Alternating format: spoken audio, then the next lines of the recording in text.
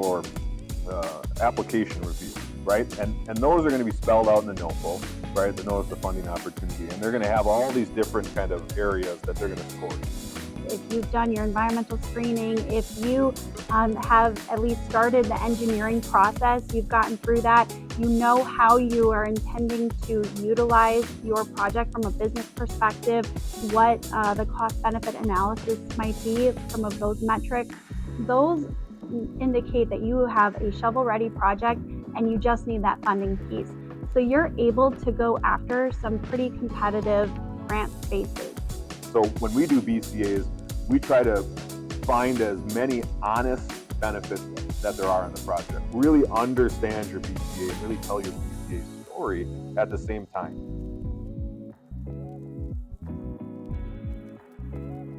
So whenever you put your best foot forward in an application and it just doesn't go your way, we would really suggest that you have an exit interview opportunity with your funding agency. It's worth taking an hour, having that meeting with the agency, gathering the information, and then you can make a strategic decision for what you want to do moving forward from there.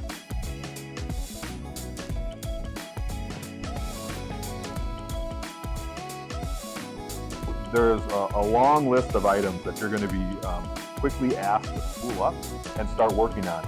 And those are going to be items before you get your grant. It is a 6 to 12 month process, plus in some cases, before you actually see your money.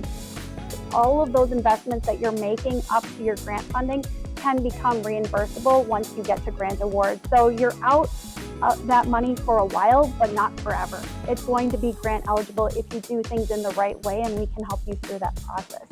You have 6 to 12 months of time before you're likely going to get to grant agreement on some of these larger federal grants. And you're going to have to be able to navigate through that as quickly and efficiently as you can so as not to slow that process down. But what you're going to do is you're going to have to start justifying your project once again, right? You've already justified it once in your application. Now you have to come through and prove that you have engineering in a place where the engineers and the grant funding agencies are going to want to review it and agree with that. They're going to start looking at your environmental impact. Once you get to grant award, you're also not done. There is reporting expectations. If the feds are paying for a piece of equipment, for example, they want to make sure that you're not just going and turning around and selling that piece of equipment. They want to see that you're using the equipment, how that equipment's performing. They want to see that you're getting a return on this investment that was made. We don't just get lost in the excitement of the one grant or fund. We get excited about the opportunity to do more.